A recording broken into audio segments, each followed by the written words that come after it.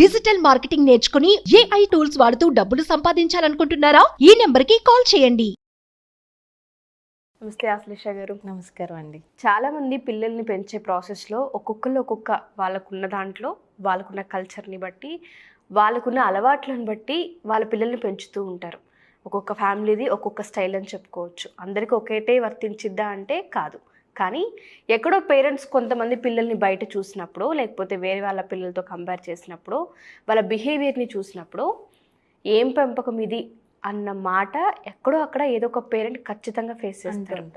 అలాంటప్పుడు ఒకసారి రెండు సార్లు అంటే చూసి చున్నట్టుగా వదిలేస్తాం, కానీ అదే మాట రిపీటెడ్గా విన్నప్పుడు పేరెంట్స్కి తెలియని కోపం అండ్ పిల్లవాడిని క్రాస్ చెక్ చేసుకునే అవకాశం రెండు వస్తుంటాయి ఒకేసారి. అంటే మా పెంపకం బాగాలేదా, వీడి బిహేవియర్ ఇలా అవ్వడానికి నేను కారణమా అనే ఆలోచన ఖచ్చితంగా క్రియేట్ అవుతూ ఉంటుంది. అది ఏ విధంగా అంటారు అంటే, మనం చాలాసార్లు చెప్పాం ఒక్కొక్క ఫ్యామిలీది ఒక్కొక్క స్టైల్, ఇలానే పెంచాలని రూల్ లేదు, అలానే ప్రెజర్ తీసుకురావద్దు పిల్లలపైన అని చెప్తూ ఉంటాం. ఎప్పుడైతే ఈ మాటలు వింటూ ఉంటామో తెలియకుండా ప్రెజర్ స్టార్ట్ అవుతుంటుంది. ఇండైరెక్ట్గా పిల్లల్ని మనం ప్రవోక్ చేస్తూ ఉంటాము. నీ వల్ల మాట పడ్డాను, నువ్వు ఇలా చేసావు, నువ్వు అలా చేసావు అని అంటూ ఉంటారు. దానివల్ల వీళ్ళిద్దరి మధ్య మిస్కమ్యూనికేషన్ పెరిగిపోతూ ఉంటుంది, పేరెంట్కి కిడ్కి. దీన్ని ఏ విధంగా చూడొచ్చు అంటాము, క్రాస్ చెక్ చేసుకోవడం అసలు ఏ విధంగా? అసలు ప్రెషర్ కాదండి, పేరెంట్స్కి ఈరోజు అది గిల్ట్, షేమ్, షై. ఇంకా డీప్గా మాట్లాడితే పిల్లల వల్ల డిప్రెషన్లోకి వెళ్ళిపోయే పేరెంట్స్ కూడా చాలామంది ఉన్నారు. ఎందుకు? మనం జనరల్గా బయటకు వెళ్ళినప్పుడు ఎవరైనా ఒకళ్ళు మనల్ని మాట అంటే అది మనకి ఇన్సల్ట్. అవును. ఇలాంటి ఒక ప్రపంచంలో పదే పదే 10 మంది దగ్గర నుంచి అదే మాట వింటూ ఉంటే ఒక తల్లి కానీ ఒక తండ్రి కానీ వాళ్ళ యొక్క మానసిక స్థితి ఎలా ఉంటుంది? ఇట్స్ నాట్ జస్ట్ ప్రెషర్, వాళ్ళు ఒక గిల్ట్లోకి వెళ్ళిపోయి వాళ్ళు బయటకు రాకుండా ఇంకా ఆ ప్రదేశాల్లో కలవకుండా ఆ సోషల్ ఐసోలేషన్లో కూడా వెళ్ళిపోతున్నారు. ఎవరి వరకు ఎందుకండి, రీసెంట్గా మా జయరామ్ని ఒక బర్త్డే పార్టీకి తీసుకువెళ్ళాను. జనరల్గా కొన్ని ఫంక్షన్స్ నేను అవాయిడ్ చేస్తాను, సరే బాగా దగ్గర వాళ్ళు కదా అని చెప్పి ఫస్ట్ బర్త్డే అని చెప్పి వెళ్ళాము. అక్కడ బ్యూటిఫుల్ కేక్, దానిపైన ఒక రెయిన్బో సింబల్ ఉంది. ఈ మధ్యలో స్టిక్స్ షేప్లో వచ్చి పెడుతున్నారు కదా, మా వాడికి రెయిన్బో అంటే మహా ఇష్టం. అందులో ఫస్ట్ అది తీసుకోవాలని అనుకుంటాడు. మేము నార్మల్గా ఎప్పుడైనా పేస్ట్రీ స్టోర్కి వెళ్ళినా కూడా అదే పిక్ చేసుకుంటాడు, ఆ కలర్నే పిక్ చేసుకుంటాడు. ఇది జనరల్ అట్రాక్షన్ కదా పిల్లలకి. 4 సంవత్సరాల పిల్లోడు ఎవరికైనా కూడా అదొక జనరల్ అట్రాక్షన్. చూడగానే ఎగ్జైట్ అవుతారు.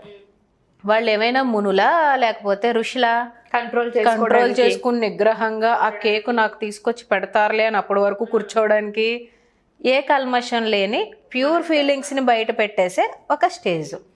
మా వాడిని నేను అప్పటికే ఆపుతూ ఉన్నా, ఎందుకంటే అటు సైడ్ ఫ్యామిలీ చాలా కన్జర్వేటివ్ ఫ్యామిలీ. ఓకే, ఊరికే ఎంకరేజ్ చేసేసి పిల్లలతో కలిసి జాయ్ జాయ్ జాయ్ అని తప్పట్లు కొట్టేసే ఫ్యామిలీ కాదు. సరే అని చెప్పి నేను ఆ సిచ్యువేషన్ని దృష్టిలో పెట్టుకుని నాగు అంటూనే ఉన్నాను. అయినా కూడా వాడు ఒక అడుగు ముందరకు వేసేసాడు. ఎప్పుడో నేను కొంచెం డైవర్ట్ అయినప్పుడు వాడు ఒక అడుగు ముందరకు వేసేసుకుని అది తెచ్చుకోవడానికి ప్రయత్నించాడు. అప్పటికి ఆపడం జరిగింది. ఇంతలో ఒక పెద్ద మనిషి పక్క నుంచుని బయట బోల్డ్ క్లాసులు చెప్తుంది, పిల్లోడిని చూడండి ఎలా ట్రైనింగ్ ఇచ్చుకుంటుందో అని ఒక మాట అన్నాడు. కేక్ కూడా డిస్టర్బ్ అవ్వలా, ఊరికే ఆ పైన ఉన్న రెయిన్బోని ఇలా పిక్ చేసుకుని వెనక్కి తెచ్చుకునే ప్రాసెస్లో ఉన్నాడు, ఇంకా తెచ్చేసుకోలేదు. వాడికి ఏం చెప్పామంటే, ఫస్ట్ ఇలా కేక్ కట్ అవుతుంది కదమ్మా, అవి వెంటనే నువ్వు తెచ్చేసుకో, అప్పుడు నేను ఎవ్వరు ఏమనరు, వాళ్ళకి సెంటిమెంట్ ఉంటుంది కదా, ఫస్ట్ బర్త్డే కేకు ఆ పాపతోనే చేయించుకోవాలని అని వాడికి అర్థమయ్యే భాషలో చెప్తూ ఉన్నా కూడా వాడు ఒక అడుగు వేశాడు. ఈ అడుగు వేసి ఈ మాట పడేదంతా ఒక్క నిమిషం గ్యాప్లోనే. నాకు మనస్తత్వాలు ఇలాగే అంటారులే, వీళ్ళకి పనేముంది అని అనుకుని నేను తీసి పాడేస్తాను కాబట్టి నేను పెద్ద పట్టించుకోలేదు. కానీ నా సిచ్యువేషన్లో చాలామంది తల్లులు ఉంటారు. నా సిచ్యువేషన్లో చాలామంది తల్లులు బయట సోషల్గా కలిసినప్పుడు ఎన్నో మాటలు పడి ఉంటారు. కోల్డ్ వస్తుంది, అప్పుడు వరకు అమ్మ క్లీన్ చేస్తూనే ఉంటుంది కోల్డ్ని. ఒక్క క్షణం పొరపాటున వాడికి ఏదో కారుతున్నప్పుడు బయటకు వెళ్తాడు, అసలు పిల్లోడిని నీట్గా చూడడం కూడా రాదా నీకు అని ఎవడో మాట అనేస్తాడు, ఆడుకుంటూ ఉంటాడు. అప్పుడు వరకు పడడండి వాడు. ఆవిడ ఏదో కుక్కర్ విజిల్ వస్తుందని అలా లోపలికి వెళ్ళే లోపు ఇది పడిపోతాడు, ఆ పాప బాబో పడిపోతారు అంతే. అసలు పిల్లల్ని పట్టించుకోవడమే రాదు, నీకు పిల్లల్ని పెంచడమే రాదు. అలాగే ఫుడ్ తినేటప్పుడు కొంతమంది ఇష్టంగా తినేస్తారు వాళ్ళకి పెట్టుకుని, కొంతమంది తల్లి తిప్పి పెడితేనే తప్ప వాళ్ళకి ఎపటైట్ ఉండదు, బయలాజికల్ ఎపటైట్. ఇంకెన్నాళ్ళు జీవితకాలం వాడు వెనకాల నీ జీవితం అక్కడే అయిపోతుంది సగం, వాడికి ఫుడ్ పెట్టడంలోనే అయిపోతుంది సగం. ఇలాంటి కమెంట్స్ పేరెంట్స్ని గిల్ట్లోకి తీసుకువెళ్తాయి. అలా తీసుకువెళ్ళినప్పుడు వాళ్ళు రాత్రి ఒక్కొక్కసారి పడుకునేటప్పుడు అండి, అసలు నాకు పేరెంటింగ్ అంటే ఏంటో తెలియదేమో, నిజం మేడం, నేనేమీ తెలియని ఒక పరిస్థితుల్లో ఉండిపోయానేమో, మా అమ్మ నాన్నకి ఇలాంటి ప్రాబ్లం ఎప్పుడు రాలేదు, నాకు వస్తుంది అంటే నాకు తెలియకేమో, నాకు చిన్న వయసులో పెళ్ళైపోవడం వల్ల నాకు ఎక్స్పీరియన్స్ లేకేమో అని ఎంతో మంది తల్లులు ఫీల్ అవుతూ లోపల మనసులో సతమతం అయిపోతూ ఉంటారు. పాపం ఇక్కడ కింద మీద ఏదో పడుతున్నారు అన్నప్పుడు ఆ స్కూల్ నుంచి ఫోన్ వస్తుందండి, ఇంట్లో కూడా ఇలాగే ఉంటున్నాడా స్కూల్లో లేనా అని టీచర్ గట్టిగా మాట అనేస్తుంది. అసలు తల్లి పొజిషన్ ఎలా ఉంటుందండి? లేపుతుంది, అందంగా నీట్గా హైజీన్ మెయింటైన్ చేస్తున్నారు, మంచి బట్టలు వేస్తున్నారు, ఫుడ్ పెడుతున్నారు, ఆడుకోవడానికి సర్వం ఇస్తున్నారు. పిల్లోడు స్కూల్కి వెళ్ళిపోయాక పాపం యూట్యూబ్లో టిప్స్ టెక్నిక్స్ చేసి అవన్నీ ఫాలో అవడానికి నానా తంటాలు పడుతున్నారు. అయినా కూడా మనసులో ఇది కరెక్టా, నేను సరైన తల్లినేనా అన్న క్వశ్చన్ తల్లికి వచ్చేసినప్పుడు ఎంత మానసిక క్షోభ అది. And that is why it's not just a pressure, it's guilt, it's shame and it sometimes takes into social isolation and depression. అయితే కొంతమంది బొమ్మరిల్లు సినిమా వచ్చాక బాగా రియలైజ్ అయ్యారండి పేరెంటింగ్ స్టైల్స్. 90sలో పుట్టిన కిడ్స్ అందరికీ బొమ్మరిల్లు స్టైల్ ఆఫ్ పేరెంటింగే బాగా తెలుసు. అన్నీ నా వల్ల నాకు తెలిసింది అన్నదే. ఆ తర్వాత కొంచెం మారుతున్న తరుణంలో ప్రతి ఒక్కరికి పేరెంటింగ్ స్టైల్స్ మీద కొంచెం అవగాహన వచ్చింది. ఒక పిల్లోడు క్లాస్లో ఫస్ట్ వచ్చినంత మాత్రాన ఆ పేరెంటింగ్ స్టైల్ని మనం అడాప్ట్ చేసుకోవాలని అనుకోకూడదు. ఒక పిల్ల చాలా సోషల్గా ప్రెజెంటబుల్గా ఉన్నంత మాత్రాన ఆ పిల్ల తల్లి ఎలా ఫాలో అవుతుందో అదే నేను అడాప్ట్ చేసుకోవాలనుకోవడం తప్పు. ప్రతి ఒక్కళ్ళకి కూడా ఒక్కొక్క డిజైన్ ఉంటుందండి, ఎవరి ప్యాటర్న్ వాళ్ళకు ఉంటుంది. కొంతమంది హెలికాప్టర్ పేరెంటింగ్ చేస్తారు. అంటే ఏంటంటే ఆ పిల్లలు ఎదురుగా గమనించరు, పైనుంచో పక్క నుంచో అసలు వీళ్ళు ఏం చేస్తూ ఉంటారో అని గమనిస్తూ ఉండి ఆ తర్వాత వాటిని కరెక్షన్ చేస్తూ ఉంటారు. కొంతమందిని స్నో బోర్డ్ పేరెంటింగ్ అంటాం. వాళ్ళు ఏంటంటే ఆ పిల్లోడు వచ్చే దారిని ఎప్పుడు క్లీన్గా ఉంచుతారు. ఫర్ ఎగ్జాంపుల్ స్పోర్ట్స్ యాక్టివిటీలో పార్టిసిపేట్ చేయాలనుకోండి, ఏ దెబ్బలు ఏవి తగలకుండా వాళ్ళు స్పాన్ చేసేసినా వేసేస్తారు కూడాను. అలా కొంతమంది స్నో బోర్డ్ పేరెంటింగ్ చేస్తారు. కొంతమంది టైగర్ పేరెంటింగ్ చేస్తారు. అంటే కొంచెం అథారిటేటివ్గా ఎక్స్పెక్టేషన్స్ ఎక్కువ ఉండి ఆ ఫ్యామిలీకి అలాగే సూట్ అవుతుందేమో మనకేం తెలుసు. పిల్లోడు ఓవర్ స్మార్ట్ ఏమో, వాడిని అమ్మ బుజ్జి అంటే లొంగడేమో, ఆ టైగర్ పేరెంటింగ్ చేస్తేనే లొంగుతాడేమో. కొంతమందికి సోషల్ కోఆపరేషన్ రాదేమో, ఆ హెలికాప్టర్ పేరెంటింగ్ చేస్తేనే మనోడు నలుగురిలో ఎలా మలుచుకుంటున్నాడో తెలుస్తుందేమో.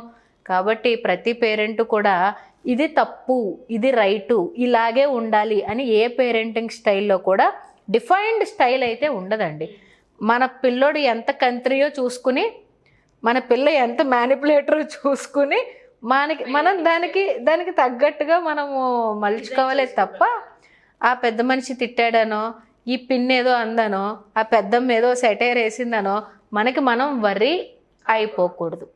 అండ్ సెకండ్ థింగ్, ఎప్పుడైనా క్రాస్ చెక్ చేసుకోవాలి అని అనిపిస్తే మనకి ఈరోజు చాలా మెజరింగ్ ఉన్నాయి. సో ఈ ఫ్యాక్టర్స్ నేను అటైన్ అయితే okay my style is good అని మనం కొంచెం పీస్ఫుల్ అవుతాం ఫస్ట్. అలాంటివి ఏమైనా మనం చెక్ చేసుకోవాలి. అవి ఏంటి అంటే సింపుల్గా పిల్లోడు వచ్చి ప్రతిదీ మనతో కమ్యూనికేట్ చేసుకుంటున్నాడా లేదా అనేది క్రాస్ చెక్ చేసుకోవాలి. పాప కానీ బాబు కానీ at the end of the day ఆ ఎమోషనల్ వెంటిలేషన్కి నేను అమ్మ నాన్నతో చెప్తే చాలు అని అనుకుంటున్నారో లేదో చూసుకోవాలి first thing. So clear communication point ఎవరై ఉండాలి? పేరెంట్స్ అయి ఉండాలి.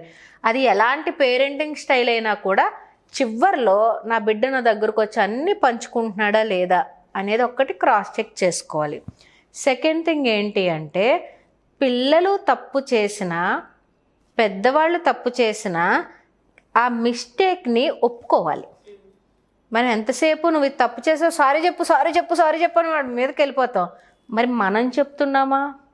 మనం కూడా ఎప్పుడైతే ఒక మెట్టు దిగి నాన్న సారీ ఇది తప్పు జరిగింది, I'm very sorry, it's my mistake అని చెప్తున్నామో మనకి ఆ ఈగో గ్యాప్స్ అనేవి లేకుండా నేను పేరెంట్ని కాబట్టి నేను నీకు చెప్పకూడదు అనేవి లేకుండా వాళ్ళేం ఫీల్ అవుతారంటే పిల్లలు యాజ్ లైక్ మీ, నాలాగే నా తల్లి కూడా ఏమైనా తప్పు చేసినప్పుడు నాకు సారీ చెప్తుందంటే షీ ఈజ్ వాల్యూయింగ్ మీ అని పిల్లలు వాళ్ళు ఫీల్ అవుతారు.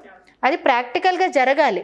తప్పు చేసినప్పుడు ఒక మెట్టు దిగి అనుకోకుండా జరిగింది, sorry I don't mean it, దెబ్బ తగిలిందా, నేను హర్ట్ చేయాలని కాదు అని జరిగినప్పుడు నేను ఎంతైతే వాళ్ళ గురించి ఆలోచిస్తున్నానో వాళ్ళు నా గురించి అంతే ఆలోచిస్తున్నారు అన్న విషయం కన్వే అవుతుంది.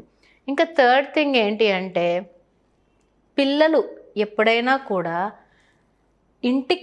ఇంట్లో ఉండాలి, తల్లిదండ్రుల దగ్గర ఉండాలి అని ఫీల్ అవ్వాలి. కమ్యూనికేషన్ లేకపోయినా పర్వాలేదు కానీ ఈ ఇంట్లో నేను ఉండలేను అన్న ఫీలింగ్ వాళ్ళకి రాకూడదు. అలాంటి ఒక హోమ్ ఫీలింగ్ క్రియేట్ చేయవలసిన బాధ్యత పేరెంట్స్కి ఉంటుంది. ఆ హోమ్ ఫీలింగ్ ఎప్పుడు వస్తుంది? మంచి ఫుడ్ ఇంట్లో తిరుగుతున్నప్పుడు, ఆ టైం టు టైం మంచి ఫుడ్ ప్రొవైడ్ చేసినప్పుడు, ఇంటికి ఒక మంచి హైజీన్ ఉన్నప్పుడు, ఎక్కడికైనా వెళ్ళినా కూడా వాళ్ళు ఇంక ఉండలేరు, అమ్మో మా ఇల్లే బెటర్ రా బాబా అని వచ్చేస్తారు. ఆ అరుపులు తిట్టులు కొట్టుకోవడాలు లేకుండా కొంచెం పీస్ఫుల్గా ఉన్నప్పుడు మై హోమ్ అన్న ఫీలింగ్ వాళ్ళకు వస్తుంది. సో ఎప్పుడు క్లియర్ కమ్యూనికేషన్ పేరెంట్స్తో ఉందో లేదో చెక్ చేసుకోవాలి. పేరెంట్ కూడా ఒక మెట్టు దిగి సారీ చెప్తున్నాడో లేదో చెక్ చేసుకోవాలి. మై హోమ్ అన్న ఫీలింగు ఆ ముగ్గురులోనూ నలుగురిలోనూ ఉందో లేదో కూడా చెక్ చేసుకుంటే ఏ పేరెంటింగ్ స్టైల్ అన్నా కరెక్టే, వండర్గా ఉంటుంది, ఎందులోనూ తప్పులేదు. They can happily have that turn. అంటే కుక్క పిల్లలాగా మన మీదకి వచ్చేసి పడిపోవాలి పిల్లోడు మనం ఇంటికి వెళ్ళేటప్పటికి. అలా కాకుండా వచ్చేసాడు రా నాన్న ఇంక అయిపోద్ది ఇప్పుడు నాకు అని తల పట్టుకున్నాడు అంటే then you should check your style అనమాట. పిల్లల్లో సైకలాజికల్గా ఏదైనా చిన్న చిన్న ఇబ్బందులు ఉన్నాయి, లేదు బిహేవియర్లో కొన్ని చేంజెస్ చేయాల్సిన అవసరం ఉంది, లేదు పేరెంట్కి కిడ్కి మధ్య కమ్యూనికేషన్ ఏదో సరిగ్గా లేదు అని అనిపించింది, ఏదైనా అనిపించి మిమ్మల్ని అప్రోచ్ అవ్వాలి అనుకుంటే ఆఫ్లైన్ కానివ్వండి ఆన్లైన్ కానివ్వండి ఏ విధంగా ఉంటుంది? Both online and offline sessions are available అండి. కానీ ఈ తల్లుల్ని దృష్టిలో పెట్టుకునే మనం ఎక్కువ పనిచేస్తున్నాము. ఎందుకంటే తల్లి ఎప్పుడైతే నవ్వుతూ హ్యాపీగా ఉంటుందో కుటుంబం అంతా కూడా హ్యాపీగా ఉంటుంది. మన బాల్యశోభ పుస్తకం యొక్క ఇంటెన్షన్ కూడా అదేనండి. ఒకవేళ ఈ తరం తల్లిదండ్రులకి ఏమైనా ఒకటి రెండు తెలియకపోతే ఆ పుస్తకంలో అవేర్నెస్ ఇస్తూ వాళ్ళని స్ట్రెంథన్ చేయడానికి. అలాగే మీరు అన్నట్టు ఎగ్జామ్ ఫియర్ కూడా పిల్లోడు టెన్షన్ పడుతుంటే పిల్లోడి కన్నా తల్లి అండి ఎక్కువ సఫర్ అయ్యేది. అమ్మో ఈ టెన్షన్ పడిపోతున్నాడు, వీడికి షివరింగ్ వచ్చేస్తుంది, వీడికి ఒళ్ళేంటి చల్లబడిపోయింది అని చెప్పి. సో ఈ ఎగ్జామ్ ఫియర్లో కూడా యాంగ్జైటీ, స్ట్రెస్, ఫియర్ అన్నీ కంట్రోల్ చేసి స్టడీ టెక్నిక్స్, మెమరీ టెక్నిక్స్ చెప్పే కోర్సు ఎక్కువ మంది అడుగుతున్నారు కాబట్టి ఒక్కొక్కరికి అదే విషయాన్ని చెప్పలేము కాబట్టి ఒక కోర్స్ కింద రికార్డ్ చేసేయడం జరిగింది. అండ్ నార్మల్ ఇవి కాకుండా ఏదైనా స్పెషల్ ఇష్యూస్ ఉన్నా కూడా పేరెంటింగ్ గైడెన్స్ కావాలన్నా కూడా స్క్రీన్ పైన ఉన్న నెంబర్ కాంటాక్ట్ చేస్తే డీటెయిల్స్ అన్నీ వాళ్ళకి లభ్యమవుతాయి. Thank you ma'am, thank you so much. Thank you.